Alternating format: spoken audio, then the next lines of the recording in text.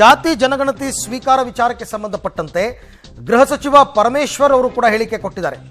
ಜಾತಿ ಜನಗಣತಿ ಸ್ವೀಕರಿಸಿಲ್ಲ ಅಂದ್ರೆ ಯಾಕೆ ಸ್ವೀಕರಿಸಿಲ್ಲ ಅಂತಾರೆ, ಸ್ವೀಕಾರ ಮಾಡಿದ್ರೆ ಈಗ ಯಾಕೆ ಮಾಡಿದ್ರಿ ಅಂತಾರೆ.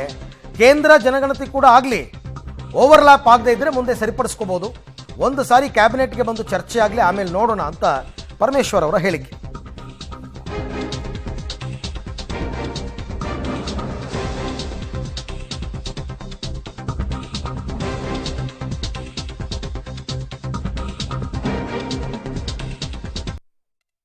ಇದು ಎಂಥ ಒಂದು ವಿಚಿತ್ರ ಇದು ಸಂದರ್ಭಗಳು.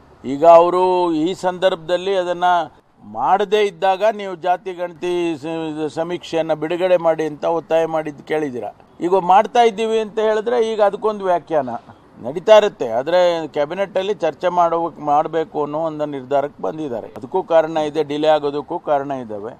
ಆ ಕಾರಣಗಳನ್ನೆಲ್ಲ ಹೊರತುಪಡಿಸಿ ಈಗ ನಾವು ಚರ್ಚೆ ಮಾಡಿ ಅದನ್ನು ತಗೊಂಡು ಬರಬೇಕು ಅಂತಕ್ಕಂಥ ತೀರ್ಮಾನಕ್ಕೆ ಬಂದಿದ್ದಾರೆ. ಅಸೆಂಬ್ಲಿಗೆ ತರಬೇಕಾ ಬೇಡವಾ, ಹಾಗೆ ಬಿಡುಗಡೆ ಮಾಡಬೇಕಾ, ಒಂದು ವೇಳೆ ಅಸೆಂಬ್ಲಿಗೆ ತರಬೇಕು ಅಂತಾದರೆ ತರಬೇಕು, ಮುಂದಿನ ಅಸೆಂಬ್ಲಿಗೆ ತರಬೇಕಾ ಅಥವಾ ಅನಂತರ ತರಬೇಕಾ, ಅದೆಲ್ಲ ತೀರ್ಮಾನ ಮಾಡ್ತಾರೆ.